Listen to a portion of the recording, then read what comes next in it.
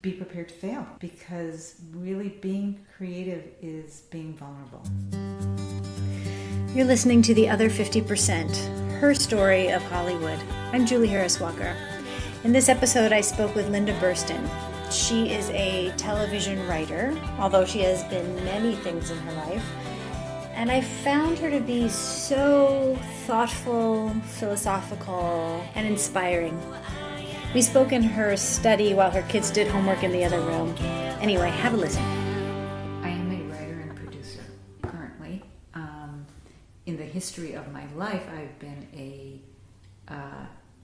political writer and strategist for a long, long time, and activist always, mostly a feminist activist, and a journalist. I've been working as a TV writer, however, for about on and off for 14 years.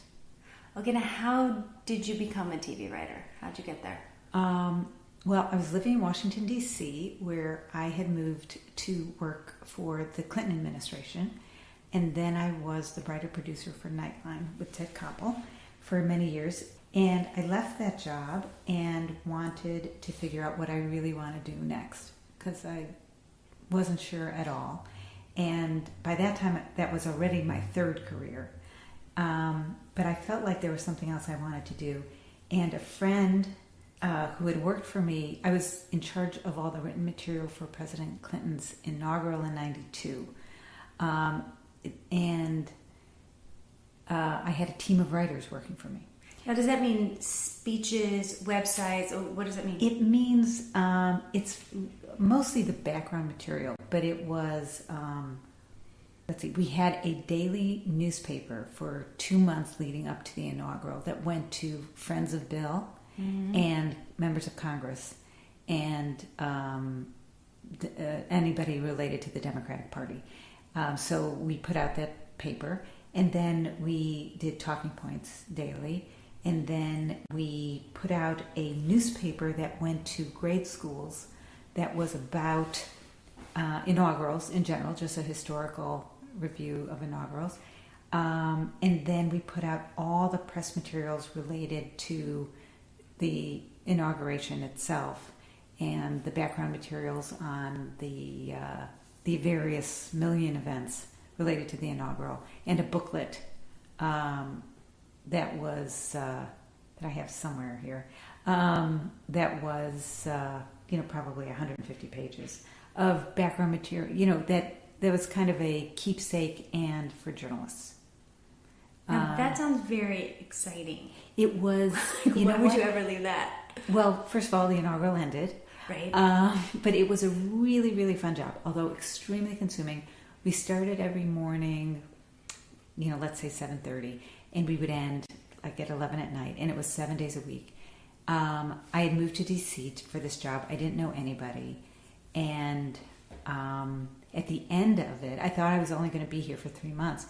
At the end of it, I was offered a job to be communications director for the Department of Education, and I did that job for about 2 weeks. I hated it, and luckily got offered a job at that point to be the writer-producer for Nightline, which was a dream of mine for many, many years. I was a broadcast journalism major in college and always wanted to work for a show like Nightline. And so I got to do that. And that was really fun. But my point was that a friend of mine said to me when I was deciding what to do next after leaving Nightline, that I had always said that my favorite job was the inaugural because I was working with a team of writers. He said, the only place I know you can do that is in television drama and comedy. Would you want to do that? And it never occurred to me, but I thought, maybe I'll give that a try. And on the train ride home I was visiting this friend in New York, my train ride home to D.C., I wrote, a Seinfeld episode, and I was laughing the whole trip.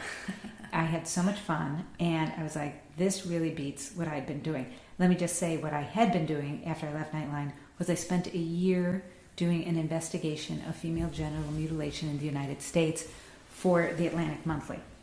And I was thoroughly depressed and demoralized by that work. I mean, I'm glad I did it, but it was really depressing. So I'm shocked just hearing that that's a thing in the United States. well, there are immigrant communities in the United States who at that time were coming to the United States and not being given any instruction about the different expectations here in the United States. Oh, so, for God. example, countries like Ethiopia and Somalia that have a 99% rate of female genital mutilation within those countries, when those immigrants come here, and if they were told they can't have multiple wives, they were told various things about their culture that they can't do here.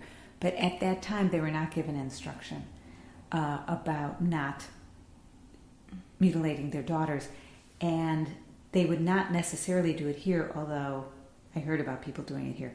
What they often would do is when they visited back home, they would take their daughters with them on a trip back home to their countries and have it done, and then return with their daughters.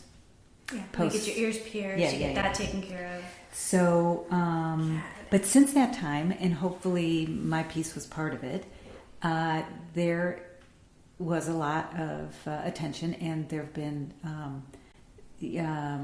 legislation in Congress about prohibiting it in the United States and having the INS instruct immigrants on the practice. So, Wow. but I was very happy I did it, and I was very happy to be laughing in a train writing something. Now, it seems like it's not obvious that the skill to do that kind of investigative reporting would translate into comedy writing. I mean, they seem like two different things. They're utterly, utterly different. I think I am actually more skillful at... truth is, I've never been hired as a comedy writer because people looked at my resume and just... said, you're a serious person. thought of me as a serious person. But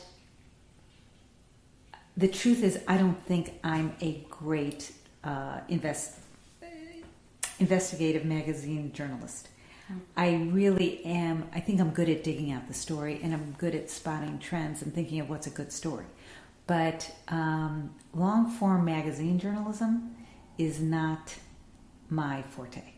I was a speechwriter all this time, including sometimes I still get asked to write speeches. I've written probably over 1,000 speeches for politicians and celebrities giving political talks. And I feel like I have a real knack at that. And that really trained me to be a TV writer. Because when I would write for someone, I would write in their voice. Yeah, you have to inhabit their character. And I would inhabit their mind and learn how to talk like them. So I think that is why it was very easy for me to sit down and write a Seinfeld episode. Because I heard all those voices in my head, and it was, it came very naturally to me. Because you know those people. I knew those people better than I knew most of the people I wrote speeches for. Yeah. Okay, so then what was your first job in television? My first job in television was writing for the Education of Max Bickford. It was 2001. That was a show about, starring Richard Dreyfuss for CBS, about an American history professor, American studies professor, and at a liberal arts college. And Nicole Yorkin and Dawn Prestwich were running the show, and they were kind enough to hire me because I was 7 months pregnant at the time, pretty much. Wow. Around there. And they had been pregnant on shows, and they made a deal that they would hire me to be a researcher with a guaranteed script.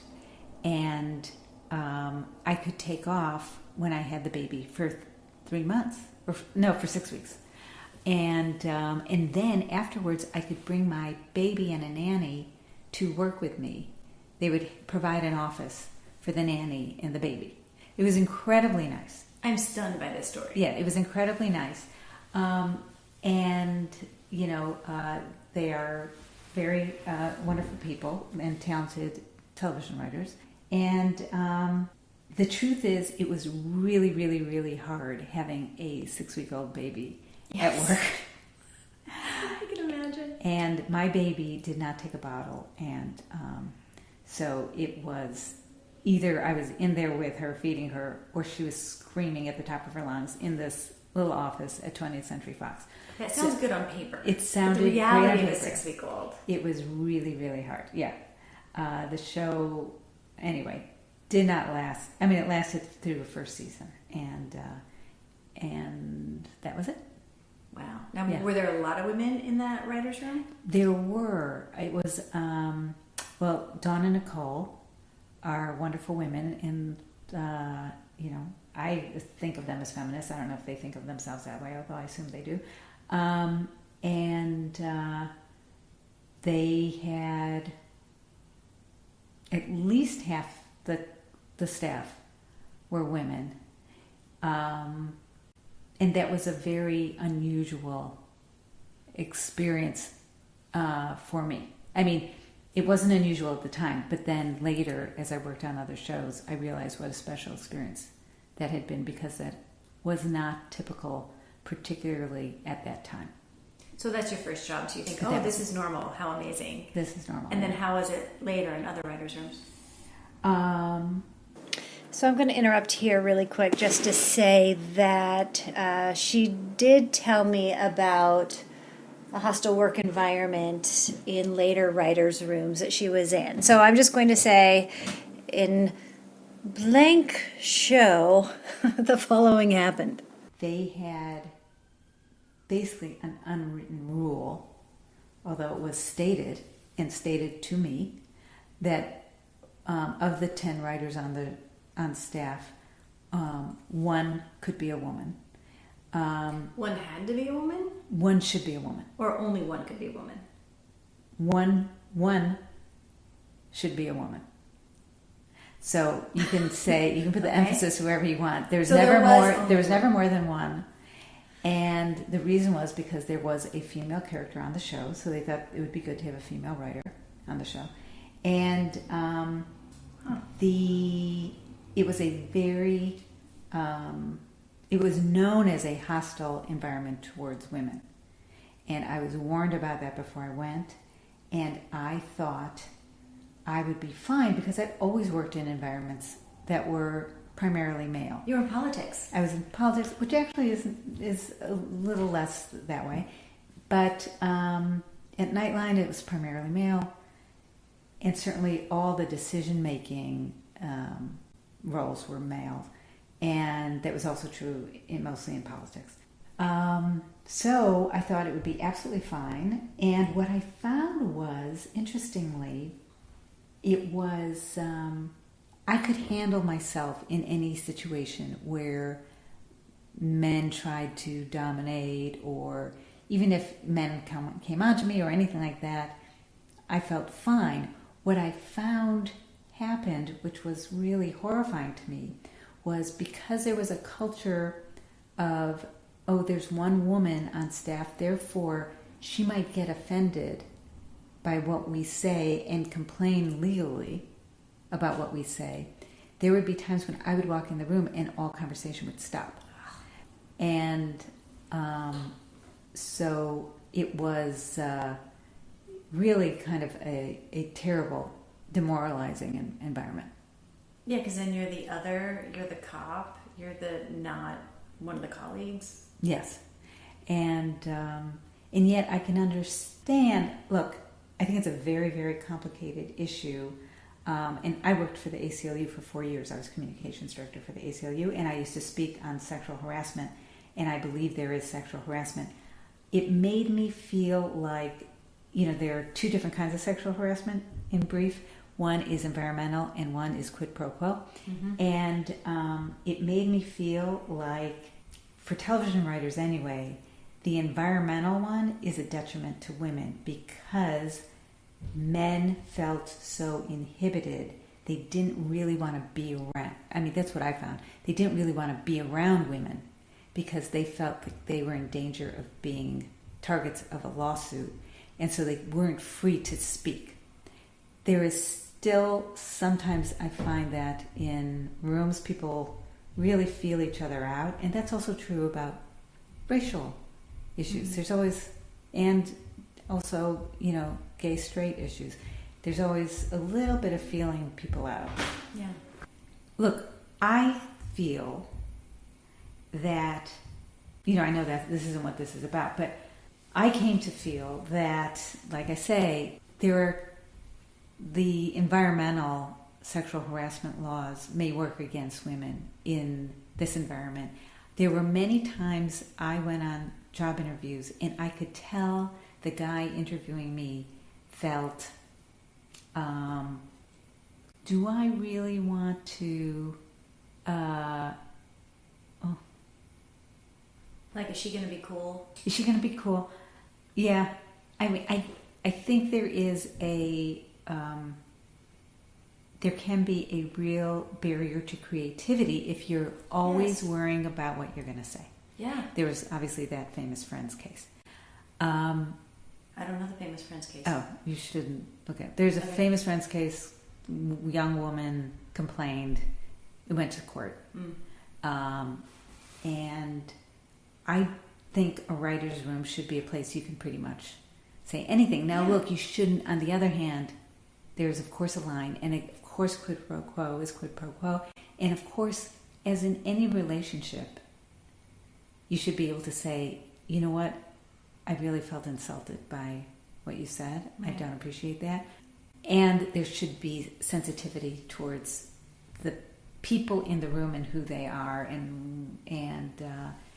But there is also at this point, I think, a recognition in most places that diversity is a good thing. That diversity creates good product more than uniformity. And what we found, I think what we are finding is that, over the last 14 years since I've been in this business, 14 years ago, it was much more white male and young white male. Mm-hmm. It's older, it's more women, and it's more minorities. And guess what? Television is great. Yeah, it's amazing. So I do think it's really made a difference, and particularly in dramas. Well, there's something to it. I know Forbes did a study about just having women on a board of directors makes a company more profitable, just because they're there. So it makes sense that you'd have a better product having more voices in the room and having more representation. Yes. It seems like duh. It does. And by the way, if I'm hiring for my own show, which I hope to do at some point in the future, I wouldn't want only women in the room. And it seems like if, your example where you're the one woman in the room so no one could talk, if you had 4 women in the room, it would completely change the dynamic and then you could talk. Exactly. Have you, when you are the only woman in the room, or one of few, and working with all those men, have you found that you have to modify your communication style? Watch how you talk differently, talk so they can hear you, anything like that?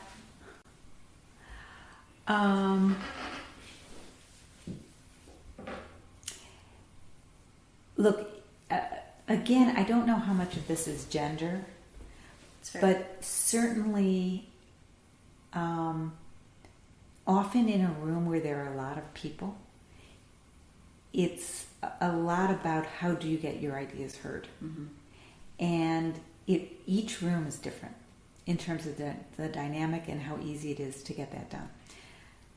I was in a room a year ago, State of Affairs for NBC, which was a show starring Katherine Heigl, and we had 16 writers.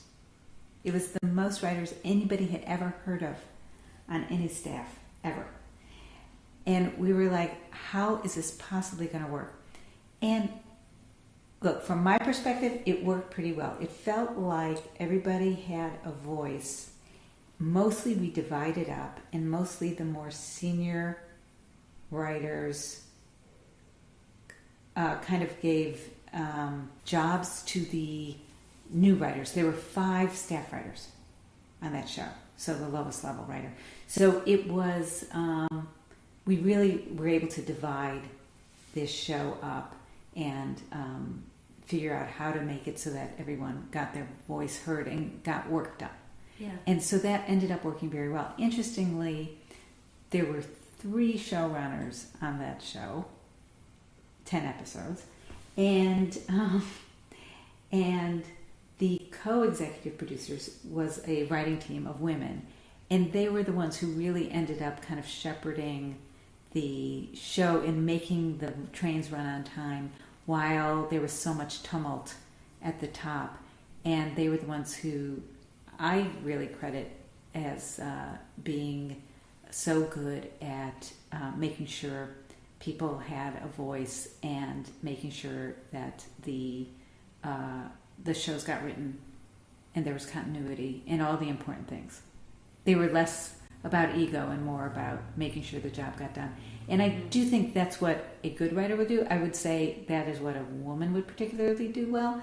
But the truth is, a man, a good man or a good woman would make sure that that got done. Yeah. Do you find that women are more collaborative that way in general? I mean, it feels sexist to be making sweeping generalizations either way, but... I don't think so. I think it really does depend. And again, early on, when there were so few women, it sometimes could lead to a very competitive environment, so that women were less likely to be collaborative.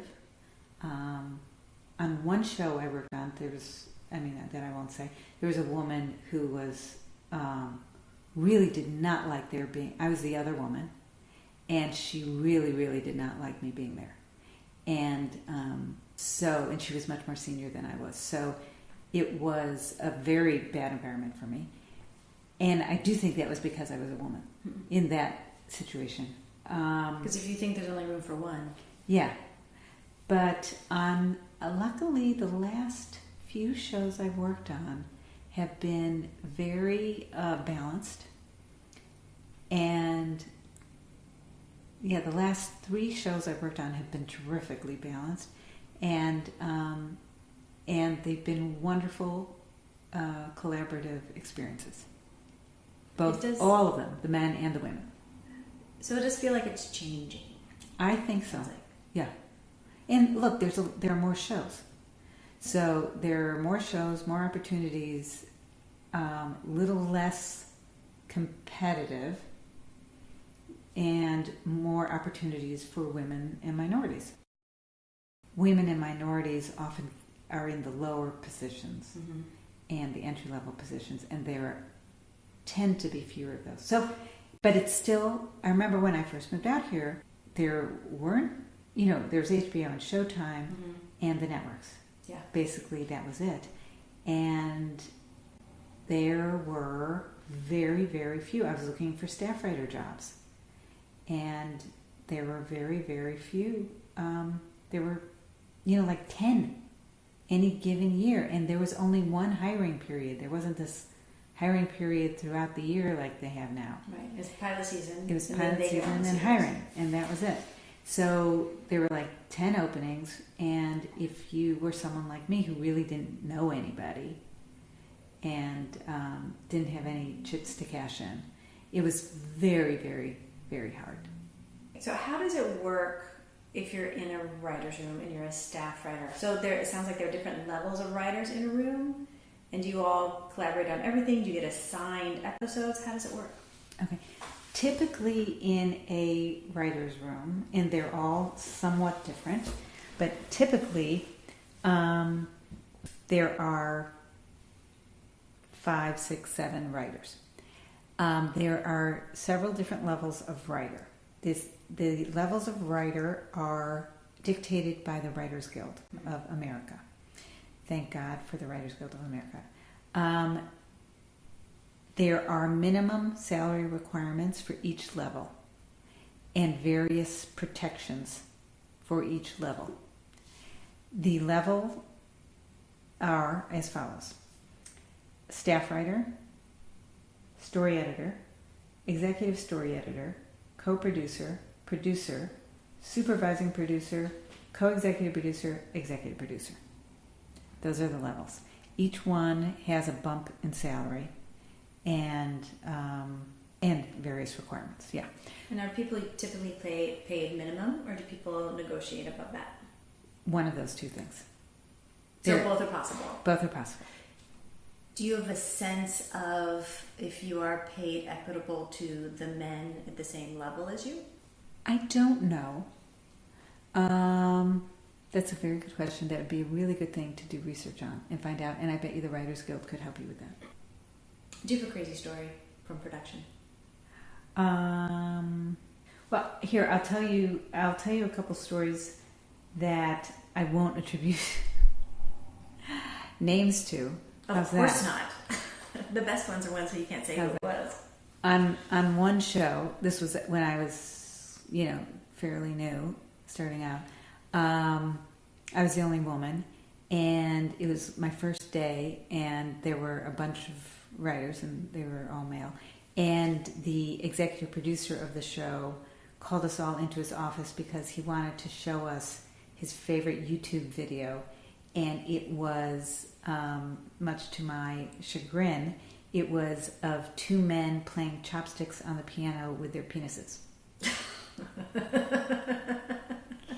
Welcome to your first day at work. Right, which would never have gone over at ABC News. We were like, it's a whole different world now. It's a whole different world. Nobody cares. Yeah. It's the Wild West. Yeah. I can tell you that on one show I worked on, there was a female character who was one of the stars of the show. Not the main star, but she was one of the main stars. And she was giving the executive producer a lot of problems.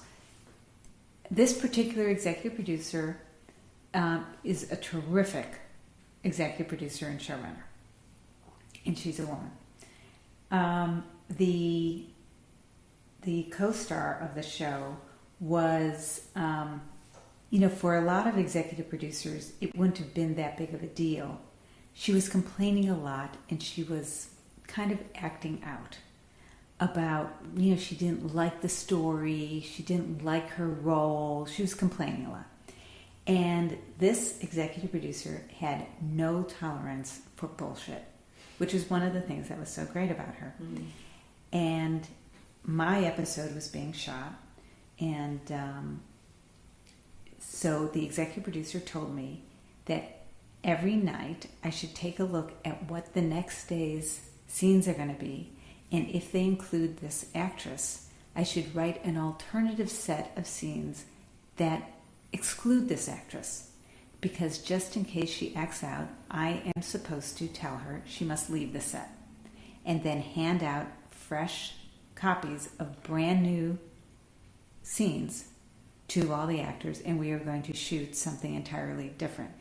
And it is entirely different because once you remove one of the main actors from a scene, it's really a very, very different scene. Yeah.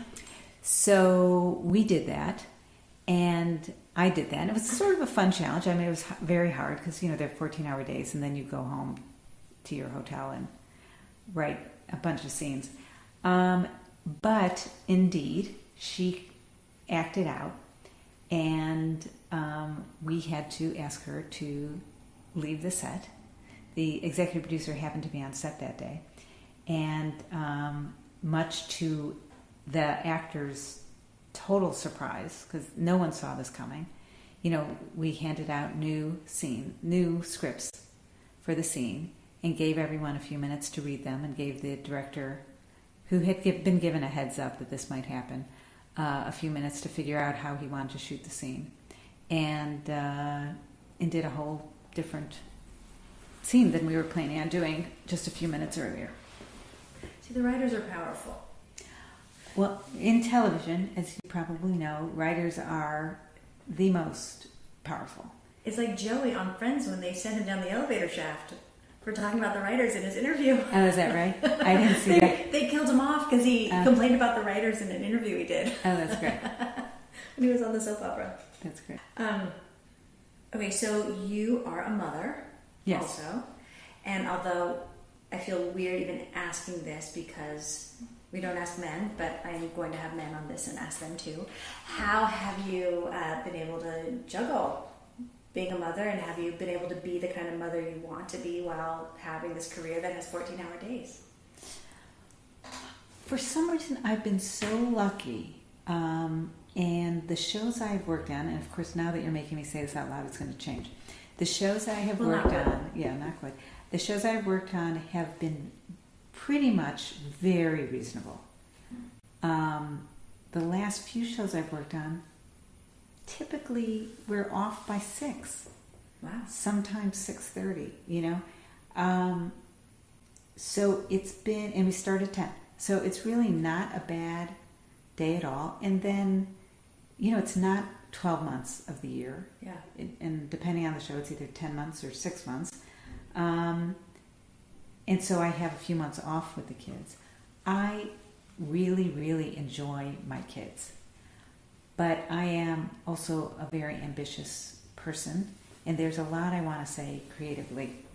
And I was just saying this to someone the other day. People always say, on your deathbed, you're not going to be saying, I wish I spent more time at the office. You're going to be wishing you spent more time with your kids. I feel I really cherish the time I spend with my kids. We have so much fun together, and I enjoy them so much as people.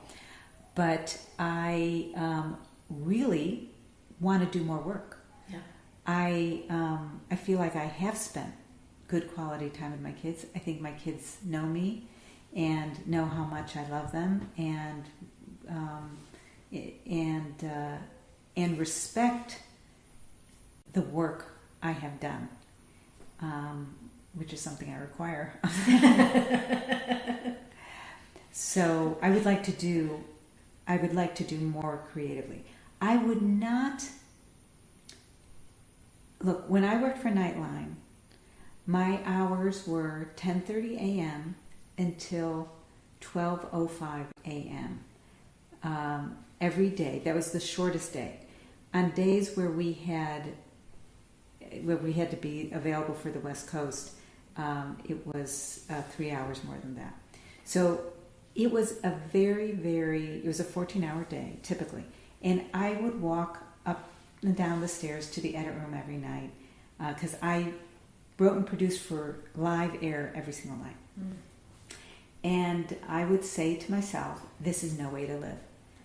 I like balance. So I want to accomplish a lot, but I really do, I would not want a job where I am working 14 hours every day. And definitely not when I have kids, and young kids at home. So that would not work for me. But most shows don't require that. And when they do require it, it's in short spurts. So look, when I'm in production, which is a good 2 weeks, they are 14-hour days. Yeah. And that's fine. And are you just on set when they're shooting your episode? Typically. Sometimes you are asked to be the writer on set for other people's episodes if there's some reason they can't do it, or if the person who wrote it doesn't have experience on set. On set, a writer, and again, it depends somewhat on the show, but typically the writer is the executive producer on set. So, on a lot of the shows, the director will turn to me and say, is this how you want this shot? Are you, are you feeling this scene? Because it's your Am vision. I getting it right? Yeah. So it is definitely a writer's medium, which is one of the wonderful, wonderful things about being a television writer. I mean, the one thing I would say about being a woman in this business and being just a human being in this business is that it's a real privilege to be a creative writer making a living. I mean, how many people get to do that? It's incredible. So the fact that it's something that is really a wonderful profession that happens to pay well and that women can work in is it's a great thing. Have you had a mentor? I'd really, really like a mentor. I have had a mentor in my other life. I've had more than one mentor in my political life and my journalistic life. and I have not really in this life, and I would love to have one. And I do try to do that for other women and men. I always make myself available. I'm meeting with someone tomorrow who just moved out to Los Angeles. He wants to be a writer. I am meeting with someone next week who is not in the business, and he has written a treatment he just sent me and said, would I give him notes on it? I know what a tough business this is, and I think people should, people who already are working in it should not forget how hard it was. Yeah. Although the truth is it wasn't hard for everyone. I mean, it was really, really hard for me. It isn't hard for everybody. Some people just get lucky and they think it's just easy. Yeah. And so they're a little less sympathetic, perhaps. But I think one of the great privileges I have is helping people. That's great. Because there are some people who get hired out of their college sketch show who then, boom, they're in it. I know. That's a different path. It's a nice path. It's like, being born rich. Yeah. It's like, that's nice. You're different and you don't have proper perspective. But God, God bless you. Really enjoy. Yeah. Hopefully you do. Is there a goal you have that you haven't accomplished yet? Definitely. Like what?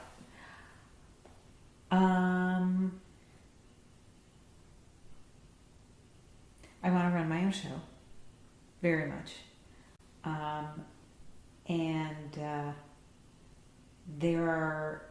I feel like there's a lot I want to say that I haven't said. And I want to do all kinds of writing. I'm taking a short story writing class right now, and I'm really enjoying it. And I really want to write a novel. And I'm dabbling right now at writing a play. I've always wanted to write a play. So I'm experimenting with different things. And as I get older, I continually am refinding what is my creative purpose and what is my creative path. And as you probably realize, it changes. You think it's one thing, and that works for a while, and then it's not. Yeah. So you have to, I think, be open to asking the question and be brave enough to not know, which is very scary. Still take the steps. And still take steps. That's in front of you.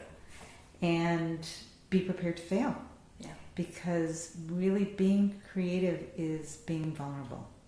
So are you, when you're not working, I say that with quotes, and you're writing all these other different projects, are you also writing pilots and pitching shows and going through that whole thing to get your own show? I should be. Thank you for making me feel bad. How are you going to get your own show, Linda, if you're not out there pitching it? I know. I find I am really, when I'm involved in something creative, I really like to do one thing at a time. Yeah. I like my head to be in one project at a time. I have learned through a very bad experience on a show. I will tell you this just generally, what my experience was. And not everybody's like this. But I was writing on a show that I loved, and I was offered a cover story for a magazine on a topic that I really cared about, to write that at the same time. And I thought I could do it. And I tried to do it. And what happened was I really failed at my episode. And it was not good. I wasn't asked back to that show.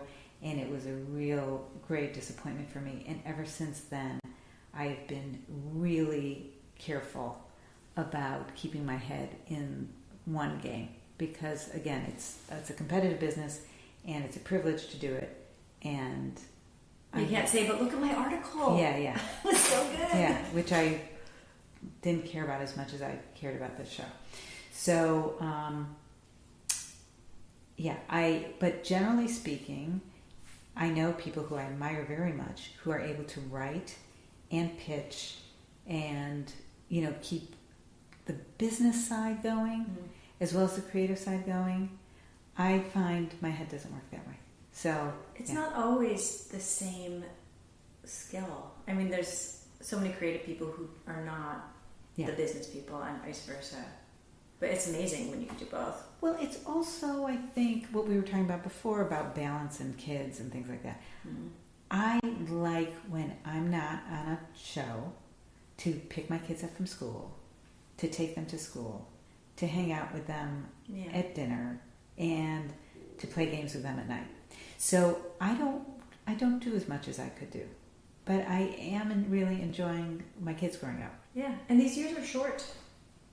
And the older they get, the faster they go. Yeah. Like 3 years till one goes to college. I know. I mean, it's crazy. It is crazy. So yeah, enjoy it while we have the chance. I know. Both of us. Yeah, I want that so much, to have a creative life and go pick up my kids. Yeah. That's all I want. Yeah. You can do it, but not get paid. This is what I find. That is the trick. Are you a success?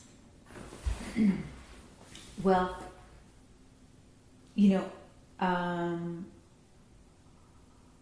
when I look at where I came from, I'm a success. I am not, I don't think most successful writers would say I'm a success. I have not run a show. I'm not at the very highest level of that long list of writers I told you about. Mm-hmm. But I've been very fortunate in always, generally speaking, doing what I wanted to do in my life. So when I wanted to work for nonprofits, I worked for nonprofits. And when I wanted to make a difference on female genital mutilation, I did that. And when I wanted to work in television news, I was able to do that. And when I wanted to work in politics, I was able to do that. And so I feel so lucky that I am able to be a television writer in an industry that I think is fascinating and creative. And I came from a family of, my parents are immigrants. They barely spoke English when I was young. They had no money. They had a small business that they worked at all day, 7 days a week. And I worked there on weekends and summers. And, their expectation for me was to be a cashier. Really, to grow up and be a cashier. So you surpassed their wildest dreams. So I surpassed their dreams. My mom just left this morning. They were visiting for the weekend. They're from Chicago. Mm. And, we were talking about dreams. And I asked her, have you fulfilled your dreams? And she said, I never had dreams. Mm. So, look, am I a success? You're fine. I've done so much better than the expectations. Yes. So, and I like I say, we were arguing also about making money and what's important in life, and my son was in the car, and what should he do with his life, and what kind of living should he make? And I said, he should do what he loves doing. And she said, no, he needs to worry about making money. Yeah. And I said, no, that is never what should drive, that's not what I want to drive my kid. Yeah. Look, obviously they need to be able to support themselves and make a living. But I do feel like if you have some talent in an area and you apply yourself and you make sure you do have an ability to make a living, you should follow your dreams. So, for example, when I first moved out here, and it took me many years to get hired in this business, I was writing speeches and doing political consulting and writing articles. So I made a living, but I was also writing spec script after spec script after spec script and going on meetings and trying, I was really working 2 full-time jobs. You have to make a living, but that doesn't mean you shouldn't try to fulfill your dreams. Yeah. Okay, so you said you were lucky. I think it's probably more than that. There's something in you, especially now hearing what your parents' expectations were, and you didn't take that in. And there's something in you that I think a lot of people struggle with, which is, I wanted to do that, so I did it. It's the so I did it part. Yeah. Which can be extraordinary. To me, I have a lot of philosophies. Lay it on me. But one of my big philosophies is that you never know the outcome of anything, but you can know who you want to be in the world. So I could say, I don't want to be on my deathbed. I often ask myself the deathbed question. So I don't want to be on my deathbed and say, I didn't try. Yeah. I could be on my deathbed and say, I didn't succeed. Look, that's not something I have control over. But, and that's not really going to bother me. But did I go for it? I want to be a person who goes for it. And I have complete control over that. Yeah. And everybody does. That's the only part you can control. Right. Yeah. So you have to go for it. And here's another little truism I have. Things lead to things and nothing leads to nothing. And I know it sounds very trite, but you can take that to the bank because It's true. keep moving towards your passions and things happen. Whether they happen exactly as you want them to happen or in the time frame you want them to happen or completely differently than you expect. But definitely not trying and not doing anything will not lead anywhere. That is for sure. It's funny, I went to college for acting. So around 30, you realize how many of your friends pursued it and either made it or failed. But then there's a whole category of people who still call themselves actors, never went on an audition in their lives. And you know they're never going to get anywhere, but won't let go of that identity of, but I'm an actor. But you're not, though. Yeah. That's tough. Yeah. I really feel for people like that. It's hard because it's not going to knock on your door. You're not going to get discovered No. at 30 at the Starbucks. No, but what you can do is work in local theater Mm-hmm. and have a job that pays. Yeah. You can, that's kind of the goal, I think, is find a way to do the things you really want to do and make sure you take care of business. Have you seen Elizabeth Gilbert's new book, Big Magic? I have it upstairs. Are you reading it? I have read it. I love the part about don't put the pressure of supporting yourself on your art until it can support you. Yeah, I like that. Because it takes all the joy out of it. Yeah. I love that book. I ate it up. I love the part about not letting fear drive. I love that part. Yeah. Have them sit in the back seat and they In can't the touch car. the... Yeah. Can't touch the radio. I've thought about that a lot. Can't make any decisions. Yeah. Yeah. It's a good one. That was great. I love it. Are you a badass? Now you're talking about that other book. Shauna Rhimes' book. That's the way I got that. Do we have the same library at our bedside table?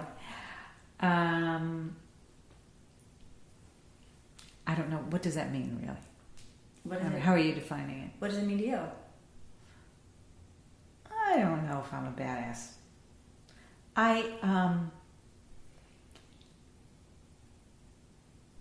I like to stand up for people, and I am perfectly comfortable standing up for myself. That's kind of badass-ish. I don't seek out grandiosity. I don't know. Sometimes I think of a badass as being somebody who's very loud and calls attention to themselves. I don't think I'm that person at all. But I like to make sure that, I've kind of based my life on trying to make sure that if I can help people have opportunities, I do, and if I can stand up for somebody who's being wronged, I will. What do you think the next steps are for women in this business? I think women need to just continue to work and speak up and get better at their craft. I find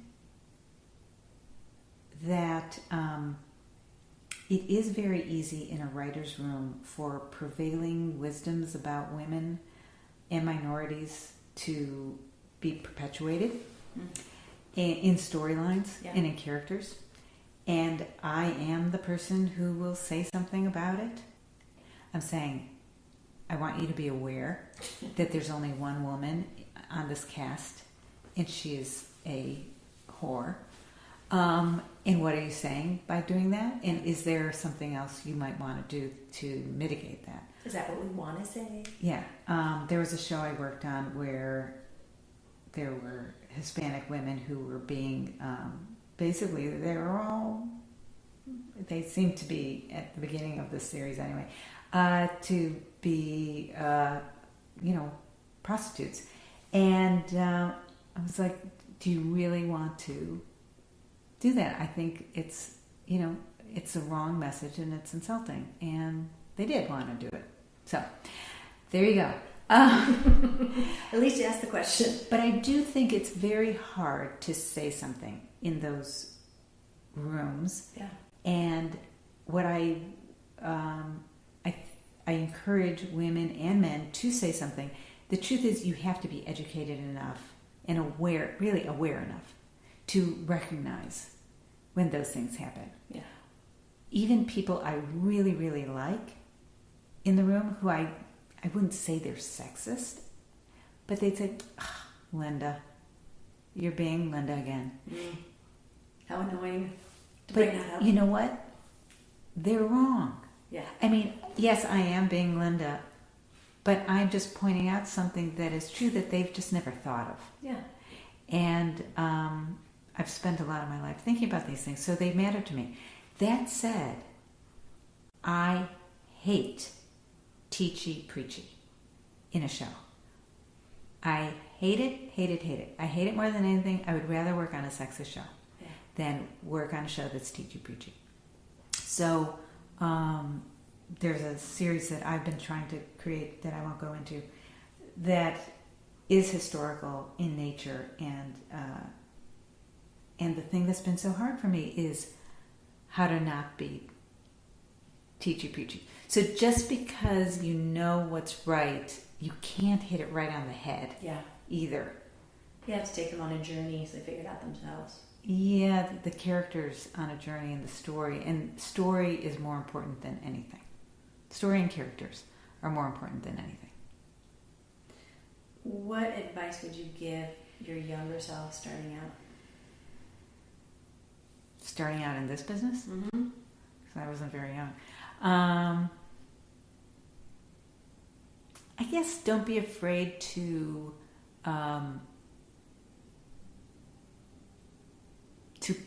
push harder or to be more strategic. I was not at all strategic. I was really about kind of the art. And that did hurt me a couple times and have lasting repercussions. It really would have benefited me, and it probably still would benefit me to be a little more strategic. Thank you so much. You're so welcome. No, such a pleasure. You've been listening to The Other 50%. I'm Julie Harris Walker. I want to thank Linda Burstyn for sharing her story with us, and special thanks to Jonathan Lucas for editing, Jay Rowe, Danny Rosner, and Allison McQuaid for the music. Please find us on iTunes and subscribe and leave a review, and on our website, theother50%.com, all spelled out, for added features and bios of our guests. Thanks for listening. See you next time.